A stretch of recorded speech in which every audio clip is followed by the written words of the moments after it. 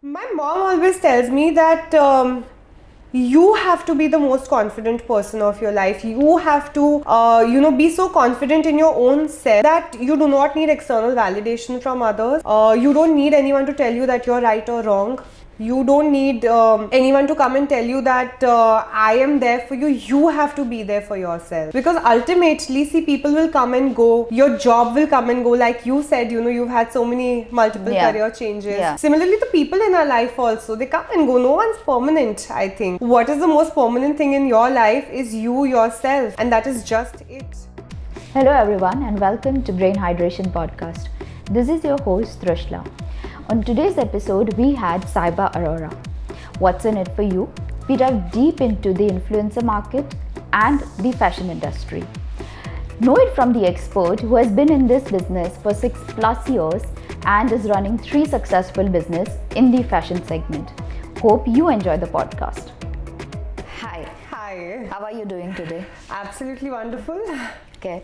So for the people who don't know you, tell me something about you and your work. So I'm Sahiba Arora and I am a designer and an influencer as well. My design label goes by the name Sahiba Arora. The Blue House is our flagship store from Ahmedabad, of course, and hoping to expand horizons. Being an influencer was an accidental journey for me, but yes, I can proudly call myself an influencer and blogger. Yeah, I know that. And apart from that, we also do luxury event curation and pop-ups as well. Right. So that's another field we just forayed into maybe a few months back. So these are 3 different segments that I work in, but all related to the fashion industry, and very happily, just going ahead with my one true love, that is fashion, and trying to just foray into different spectrums. So I think you have businesses which are all connected to fashion. Absolutely. I think that was something I'm very sure of, that I do want to work in this segment. There were multiple things I was interested in, and over the period of time I'm realizing that why to limit yourself to just one segment or just one spectrum.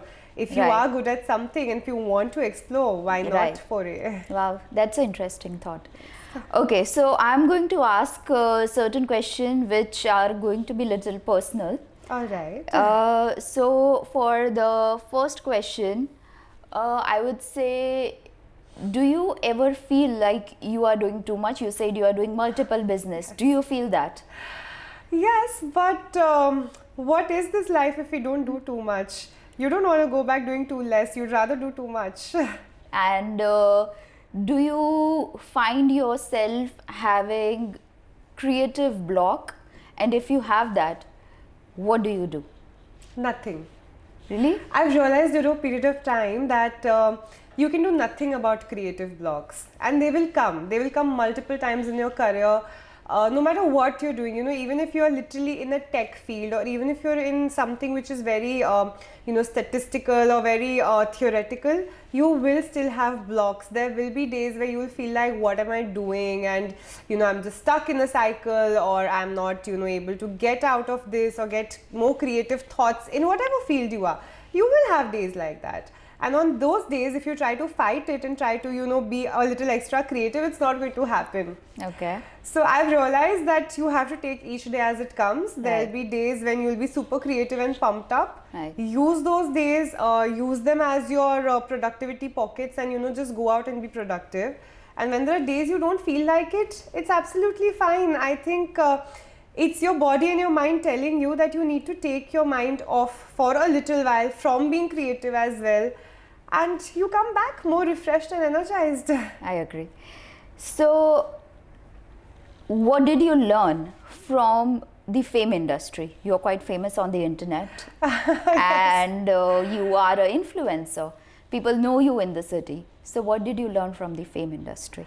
It can be negative or positive. See, I would first like to highlight the positives. The positives are that, of course, when we talk about this industry, there's a lot of fame attached with it. When people get to know you, people form a personal connection with the work that you're doing. Say, for example, I have my label, and then there is another person who's not, as much out there. Right. Even if you're doing similar kinds of work, there'll be more recognition or more association attached to my label or the work I'm doing, because I'm already out there, I'm already a little famous, so people can, associate and correlate. So that is one thing which I feel is very important today, to put yourself out there, to put your brand, to put your perspective out there, because people have to connect with something to be a part of it. So that I think is very important. If you get an opportunity, definitely try to put yourself out there. Right. But the negative and the flip side is that when you put yourself out there, you don't just put out one segment of your life, you put out multiple segments and multiple perspectives. Right. Not everyone will be very happy to see your progress as well. But then you also realize that there are such gems of souls out there on the internet who you've never met, and they'll still be wishing the best for you. So I think to each side, it has its pros and cons, and you have to decide where you want to focus on. Do you want to focus on the positives and be happy about it? Or do you want to focus on the few negatives that come with it and just, suppress yourself? I think it's more about your mindset rather than what the internet is offering to you. Right. Have you ever faced any negativity? I mean, have you ever faced a negative person or something bad has happened with you in your career? Yes, of course. I mean, don't we all just face multiple negative incidents or multiple negative people that we would like to, say? Negative would not be the right word for people, but maybe their behavior towards us was negative at that point of time. We've all gone through that. We've all faced that in, multiple capacities, some less, some more. So, of course, I have faced that throughout my career as well, especially at the start of the career, because, you're not confident and sure about what you're offering. So, you become too much of a people pleaser. You become too much of, you say it and I'll do it. But that's not how it's supposed to be. You need to understand your worth, your value, what you're offering and bringing to the table, and that's when you should be associating with people. That is what I personally feel.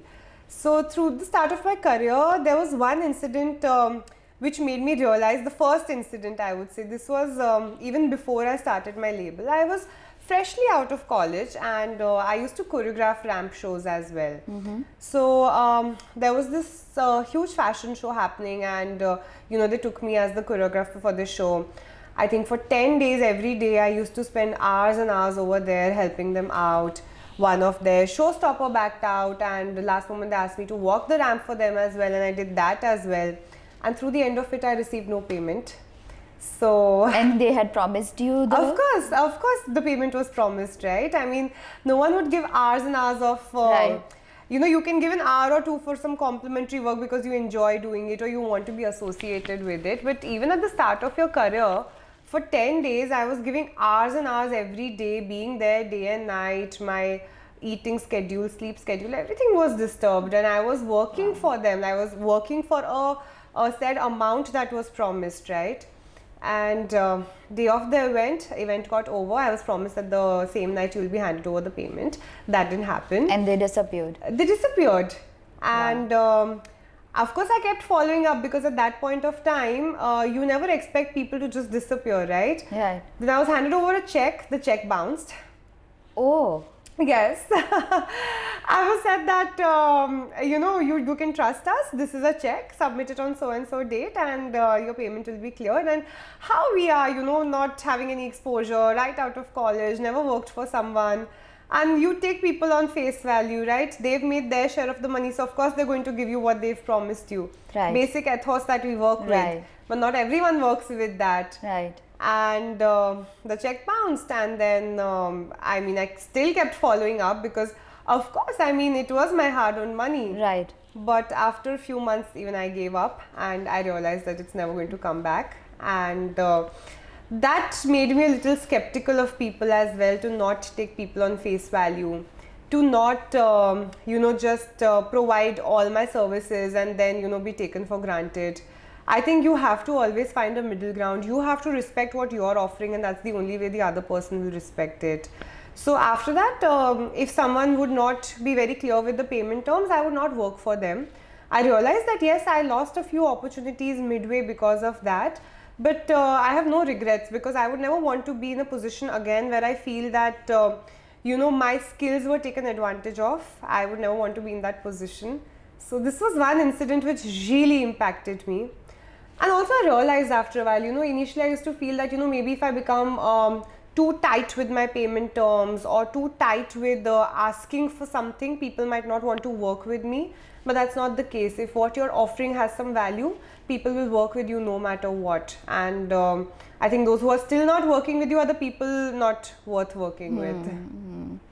Yeah, just realizing your value and staying on your terms. Absolutely. Yeah. This was really early in my career. I must be like, 21, 22. I don't even remember what But age. actually, that is a good thing that you face this in the early stage of your career. Absolutely. So you learned the lessons very early. For sure. Yeah, okay. So you juggle through a lot of things. Where do you find your escape, or I may say your peace of mind? What is that one thing which you would, go there or do that activity which gives you the peace of mind? I think my work only gives me peace of mind. It's wonderful. I've realized this now over the years. I think the COVID lockdown made me realize this. I am pathetic when it comes to hobbies. I have zero hobbies in life is what I've realized. Really? Yeah, like honestly, throughout COVID, those 2 months of lockdown, I was the most depressed soul. I was crazily gaining weight. I was just feeling depressed every day and like waiting that kabhi ye lockdown khulega. I was okay with getting COVID. I literally told everyone, I don't mind if I get COVID, but I cannot like sit at home without any work. That's me. I can't do that. Like even throughout COVID, I think I was working out for 2 hours a day. I was trying to learn French. I was trying to, like whatever productive ways, learning, doing marketing courses and everything online, I was trying to like utilize my time productively. But I realized that for me, I have to like have a set routine. I have to get up at a particular time, reach office at a particular time, have my entire day sorted. If that's not happening, I go cuckoo. I can't. I completely connect with this thought because what had happened with me in COVID was even I need to get up and dress up. Yes. But I just can't do that. I need a reason for that. Absolutely. So I need a reason like you have to reach here at 10. You have to reach here at 11. Otherwise, I'll be roaming around in my pajamas. Same. And that is so depressing when I'm wearing the pajamas the whole day. So then I eventually developed this that I took an online course of psychology. It took for marketing. So I was trying to put up a schedule that I am doing a course, I'm working out, and develop the whole day for me. So that I also get up and get ready. Absolutely. Yeah. And then what I started doing is after a week to 10 days, I realized that my shower schedule, my sleep schedule, everything was haywire. So then I realized that no matter what, nowhere I have to go, but I would still every day put on my office clothes. I was literally a little crazy also. Like every day at 10:30, I used to like shower and put on my office clothes and just sit that, okay, like one day I might get to go out wearing these clothes again. Manifesting. Maybe, but oh God, that was like a very, very tough period for me personally, I would say. Right. That's when I realized that I love working, it is my escape. I cannot be doing something else. I have to be working. But apart from that, when you ask me what do I do when work stress hits, because of course no matter how much you love your work, it is going to get stressful. So I think music is my biggest therapy. Do you dance? I dance, I sing, I go crazy, and I would not like to say that I'm a wonderful singer or a wonderful dancer, but I enjoy doing it. Again, I connect with you because my escape is dancing. Yeah. Loud music, dhinchak Bollywood music, and I dance crazy. Oh my God, me too. And no one connects with it. Like people say like, ye dhinchak Bollywood, and I'm like, but that is my escape. That's my happiness. Yeah. So, and I think I'm good with any genre of music now. Like earlier it was Bollywood, then it was Punjabi, and now I can even dance. It's basically techno, music. Whatever. I just have to be in that vibe. And I don't need like a high to dance. Same here. I can dance on any music, but I love Bollywood, of course. Of course. But I can dance on any music. I just need the vibe and the right people. 100%. I think for me now, people also don't matter. I'm so happy dancing by myself that it's okay. You don't want to dance, you can just sit here and let me enjoy myself. Nice. Okay, so now we are going to talk about your career and the fame industry, because of course that's connected to influencer. Right. Can you take me back to the early stage of your career? How you started, and you mentioned before that you are an engineer. So how did this transition happen? So the transition, I think this was meant to be, I've become a firm believer of this fact that certain things are meant to be. I never thought during my school days that I would ever, get into fashion or design, because I was a proper tomboy. I used to hate dressing up. Yes, I was that person, and me being me I now. don't believe Yeah, no one that. believes that. No one believes that. In fact, I was literally bullied all throughout my school years for how I looked like. Oh. I was that person. So, I think for me, it was a very drastic transformation. When I entered college, I realized that I want to explore everything. Of course, I did engineering because, when you're a topper, you don't want to become a doctor. What is the next choice? Engineer. So, it's always like doctor, engineer, architect. Those very basic things, if you're brilliant in studies, these I are think the that fields. time had that. You had very Exactly. few options, I guess. Absolutely. Yeah. What, like 10, 12 years back, Yeah. maybe 13 years back Yeah. from now is when I had to make that choice, right? Right, yeah. So, plus I was not very passionate about something. If I was passionate about something, I'd go in that career. I didn't know what I want to do in life. So, you do like the math in your head and you're like, if I become an engineer, this is what I'll be earning and this is what I'll do, and chalo, let's go for it. So I entered engineering and I realized that I'm here, but first year of college, I realized that I can't do this all my life. Like, I cannot be sitting in front of a computer screen all my life. Like, this is not me. I'll be a terrible engineer. I mean, like, I'll be so sad every day. So I realized this is not something that I'm going to be doing. Then I thought I'll get into consultancy with an engineering firm, and I started thinking on those lines. But then I also realized that is also something that does not excite me. It might not be as terrible as being a coder for me, but again, it's not something that I would enjoy. So then I went on this journey trying to see that what is it that I really enjoy. And throughout college, I participated in all fashion shows, I participated in all cultural events. Like, I literally even took part in a cooking competition, and I realized that I can never cook in my life. Never. Like, worst decision in life would be for me to come and cook. So I actually did everything just to understand that what is it that I'm good at. And that's when I realized that this is something I'm good at and I really, really enjoy doing. Like, I'm the happiest when, we used to have the college fashion show ka time. Like, I used to be the happiest person throughout the year. That was like those 10-15 days were the happiest days of my semester.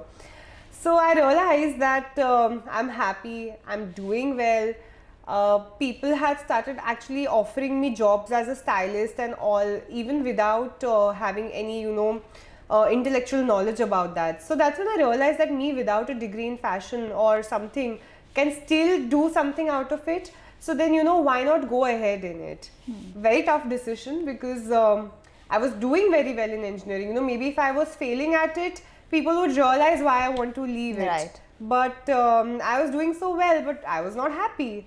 And I think that was enough for me to take that switch. And thankfully, my parents have always been very supportive with whatever decisions I take in life. Even if they know at some point that I'm not taking the right decision, they'll still let me take it, because they're like, it's your life. We're there for you when you want to fall back on us. And I don't know if they were okay with me taking this switch, because they did tell me once that, we're not sure if you're doing the logically right or the practically right thing right now, but if you want to do it, we are here for you. And I did it. I think that's a huge thing that your parents were supportive, because Yes. back then, not right now, but back then, before, as you said, before 7, 8, 10 years, not all parents were aware about the career choices. Yes. Or what was happening at that time is parents didn't know that creative jobs are also going to be, they are going to lead you to Yes, to success. Absolutely. Because I would say I faced some problem. Because I had chosen a creative field, and I've also heard a lot of my friends say this. Not all parents were supportive, I think. Sure. So that's a great thing in your journey. Absolutely. Okay, what is the one achievement which you have received in your career, and it's really a happiest thing for you and personally rewarding? I think, whenever someone asks me this question, yeah, of course, last year we received a award for the best brand development in Ahmedabad. So we've received such awards and we've received such recognition. This Women's Day also, I received an award for being a female entrepreneur in design. But, for me, it's not these awards or recognition that make me feel successful. What makes me feel successful is when I look back 10 years from now, like what I used to be 10 years before, what I used to be 5 years before. I had never imagined myself growing this way, to have this kind of a presence for my brand and for myself as well. I think that is an achievement, or that is a success story for me. Every day that I've been putting in efforts, it wasn't like one stroke that changed something. It was like a process. It was a journey of each day for each effort that I put in. So I think this, just sitting here today, looking back over those years and realizing that, yeah, I made it. Like, I think you've never fully arrived, but I would say I am arriving. We are always arriving. We are always learning. Always. And the person who thinks like this is a true gem of a person, because the people who think that I've achieved everything, true, I mean, it's like, there's so much more to learn always, 100%. and from everyone. Absolutely. Yeah. See, because I think 5 years later, if you and me are sitting again and talking, we'll feel that, these 5 years we've achieved so much more. True. So what were we even thinking back exactly, then? What was that? Exactly. And I think as long as you're going onwards and upwards, it's a success story. Wonderful. What is the one best piece of advice you have ever received? I'll tell you who I always receive it from. Firstly, it is my mother. I think I've never seen another person like her. She is so self-motivated. She is so positive. I don't know where she gets that from. I think even in the worst situations, the worst crisis, she's still self-motivated. Wow. So she's one person who constantly keeps giving me advice. But what happens is, when it's like मुफ्त का ज्ञान जो हमेशा mummy से मिलता है, you take it for granted. But whenever I've been in a crisis, or whenever I wanted to listen to what she's saying, I have received such solid gems from her. I think the biggest, it might be very cliche, like all of us listen the same statement from everyone every day. It's like a very basic statement. But my mom always tells me that you have to be the most confident person of your life. You have to, be so confident in your own self that you do not need external validation from others. You don't need anyone to tell you that you're right or wrong. You don't need anyone to come and tell you that I am there for you. You have to be there for yourself. Because ultimately, see, people will come and go. Your job will come and go. Like you said, you've had so many multiple career changes. Yeah. Similarly, the people in our life also, they come and go. No one's permanent, I think. What is the most permanent thing in your life is you yourself. And that is just it. And the day you realize that is the day you start living for yourself. And is the day when you actually make others around you happy as well. Is the day when, you do your job or your work with the utmost satisfaction as well. So I think that is one very, very solid advice. It's not something new, but really, just be there for yourself. If you're happy for yourself today, if you're happy with yourself today, that is the most important thing you can do or be. So with my every podcast, I learn a new thing from everyone. And I think today this piece of advice is going to stay in my mind, because even I'm going through that journey, trying to explain myself that you have to be yourself. No one else is going to do it. And I don't know if it is a sign that you are also saying this today. And I was watching a movie yesterday in which this girl said it multiple times: if you want something, you have to do it by yourself. Absolutely. I've heard it a lot. Everyone says it. That's not something which no one has heard before. But when you are going through something and you need to hear it. True. So I think it happened last night, and I'm not kidding. And I'm hearing it from you, and Yes. you have also elaborated the idea. So thank you so much. No, I think we become too dependent on people around us. I think, a few months back going through a little bit of a crisis in life, and one day I just broke down, called an old friend, and said that, I feel like no one's there for me. I'm just struggling with everything myself. And the piece of advice I received is, why are they even supposed to be there for you? Is that something they're obliged to do for you? It's your problem, it's your journey.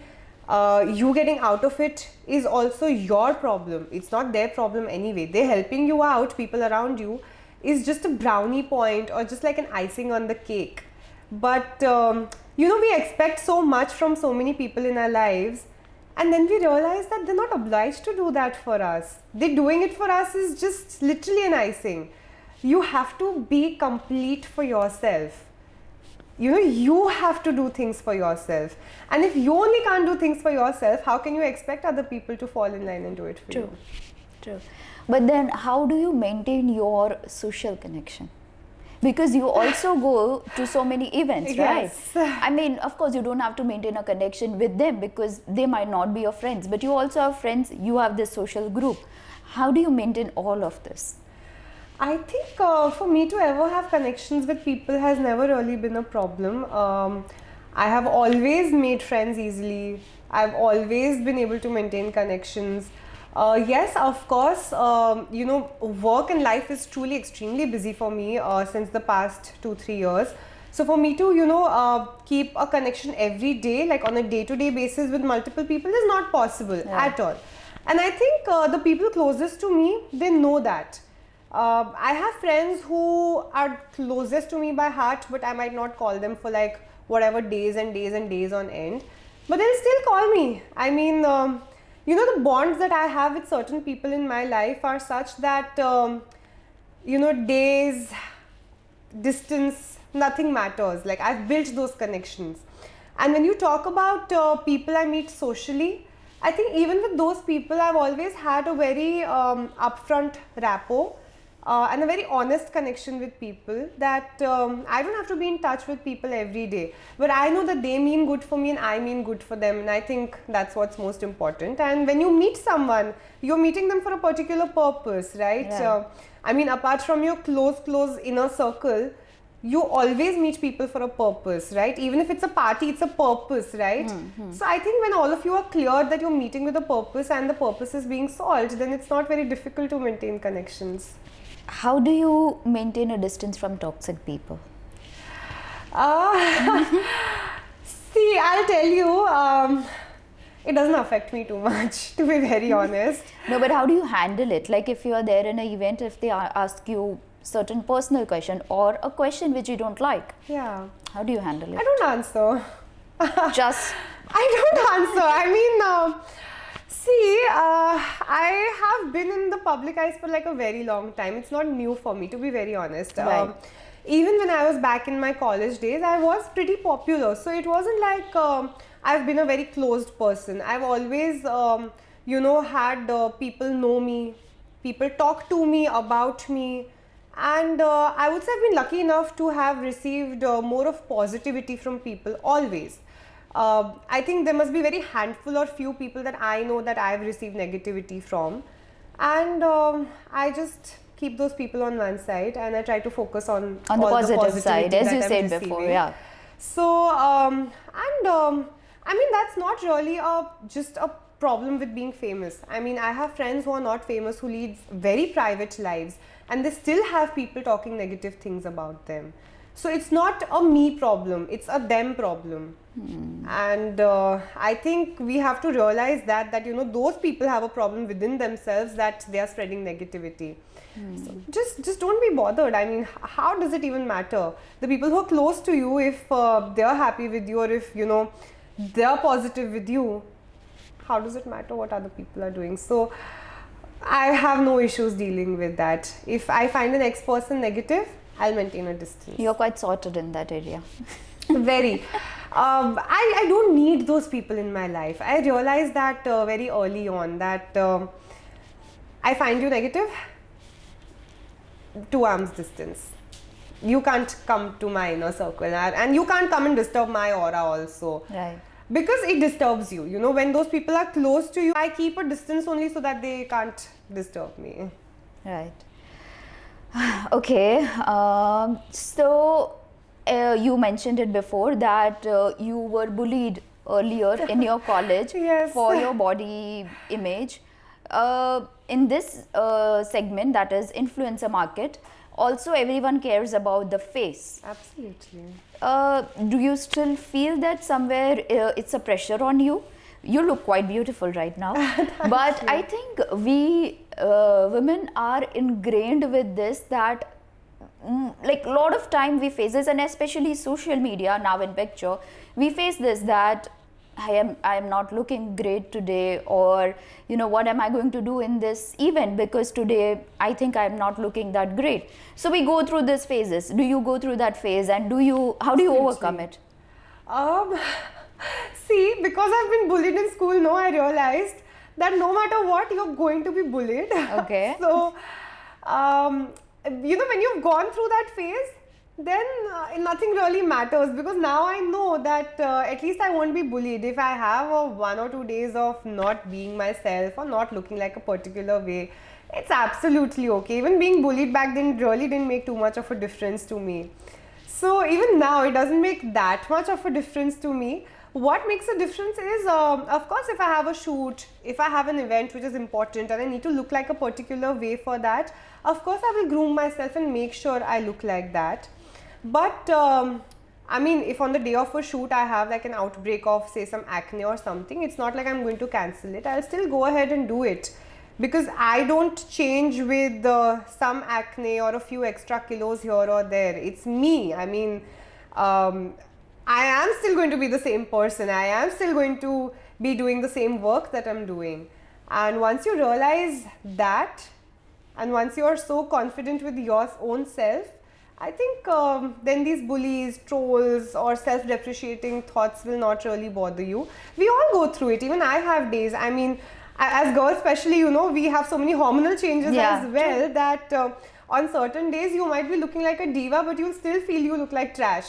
So it's okay. I mean, and it's okay to go through those feelings as well. It's absolutely fine, as long as you're not letting it affect you too much to the point that, you know, you're self-depreciating. It's all okay. But never get to a point where you depreciate yourself. Other people are already doing that. We don't need us to do that for ourselves. Exactly. You know, so I asked this question at the end of my podcast, but as we are talking about social media and you appearing at any event with true and, you know, raw feelings, I'm going to ask it right now. That is, social media is a huge part of your work. So does it affect your mental health? Also, you connected the rawness, that is, you appear to any event even if you have a small pimple. Absolutely. And you do not show any fake side on the social media. That is a great thing. So would you like to highlight some of the points that does it affect your mental health? How do you try to maintain your authentic side? With having the right people on my side. I, throughout the years, whatever friends have been closest to me are truly the people I can say today that if I'm in a crisis, they'll be there for me no matter what. My family, of course, I mean 100%, like they're the strongest pillars of my life. But you know, I think it's very, very, very important to have like a few handful of people close to you who truly love you for what you are. Tomorrow, if I'm going to be like 20 kgs overweight, they're still going to love me. Tomorrow, if I'm not going to be this Sahiba that I am today, they're still going to love me. And you know, just having those kind of people who love you for the person that you are, just to have those people in your life also is a very uplifting feeling. So I think that really shields me from you know, and that I think that gives me this confidence also that I have right now. But also I would say, of course, I've been lucky to have those people, but also you have to be that person yourself to find those people in your life. So that is one thing I feel is extremely important to have. You mentioned about your mother and how wonderful she is.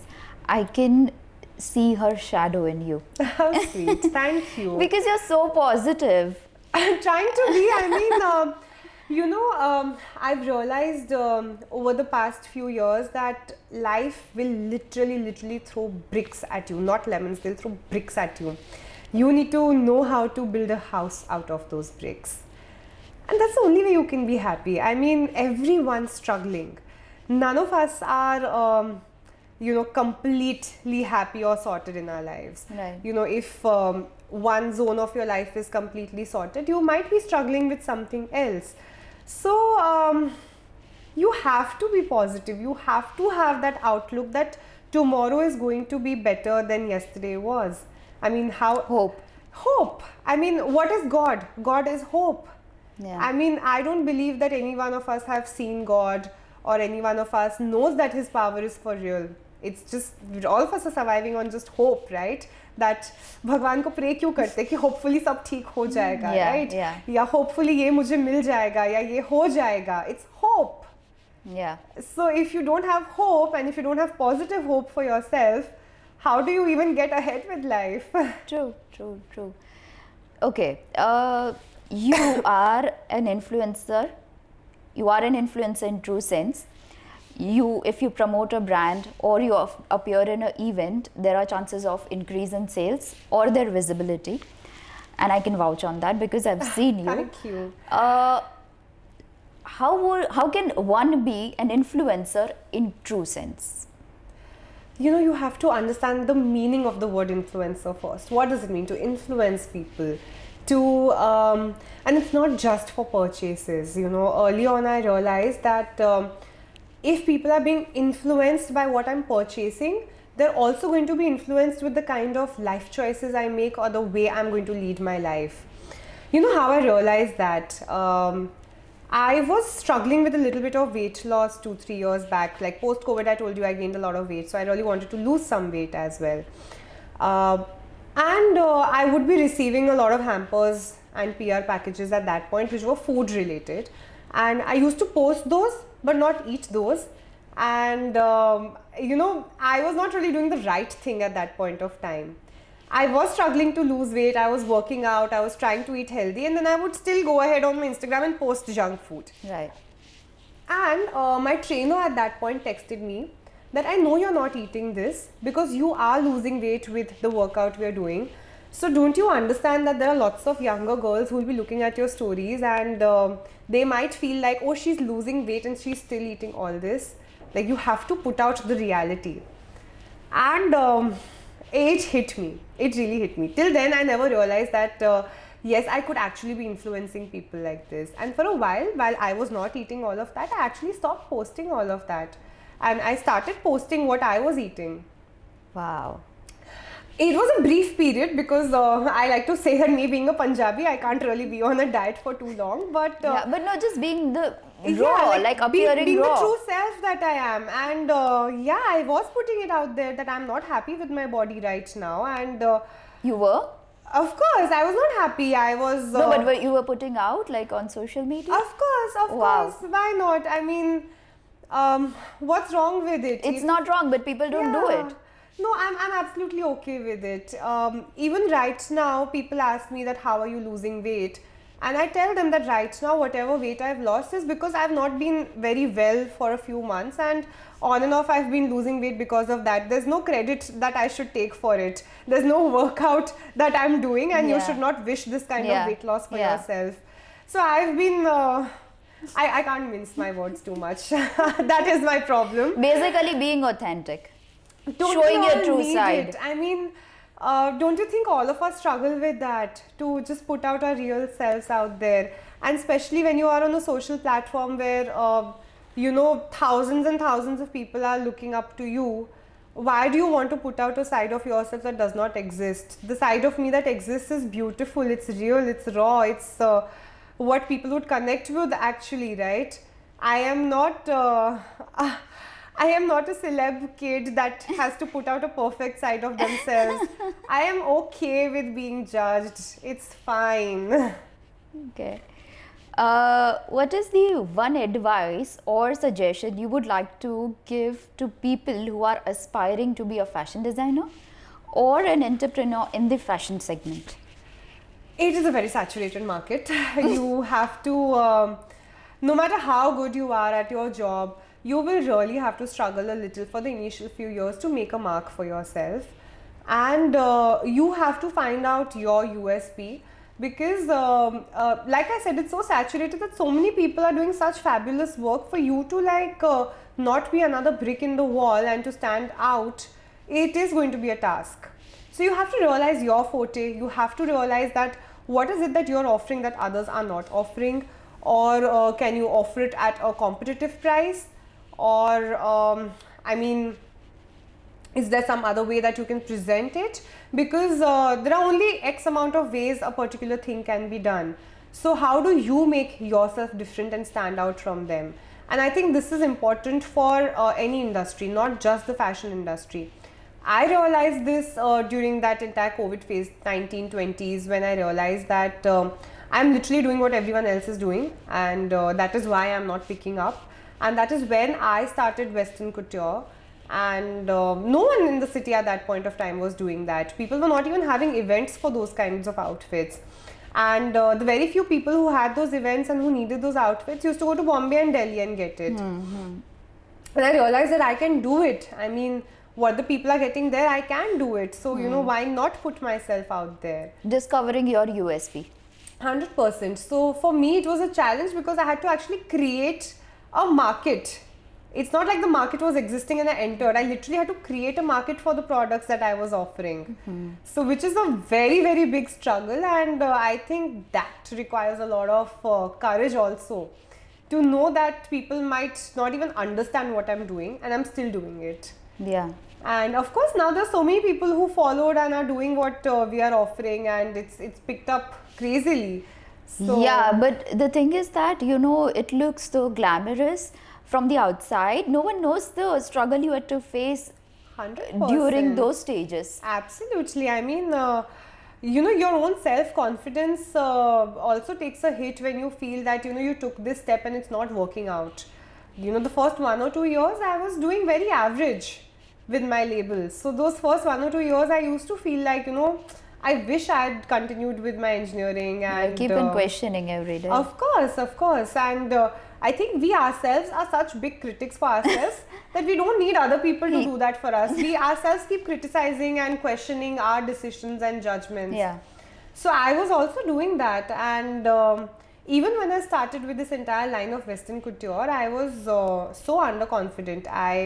Of course, I was confident in myself, knowing that yeah, I can do it. But I was underconfident in the fact that will people accept it? Will people understand what I'm offering or doing? Or how is it going to pick up? You don't want to keep on, you know, making mistakes, right? But I think we have to take chances in life. As we said before, if you want something, you have to do it by yourself. Absolutely. And how will you know if it was the right decision or wrong if you don't take it? There's no other way of finding out. True.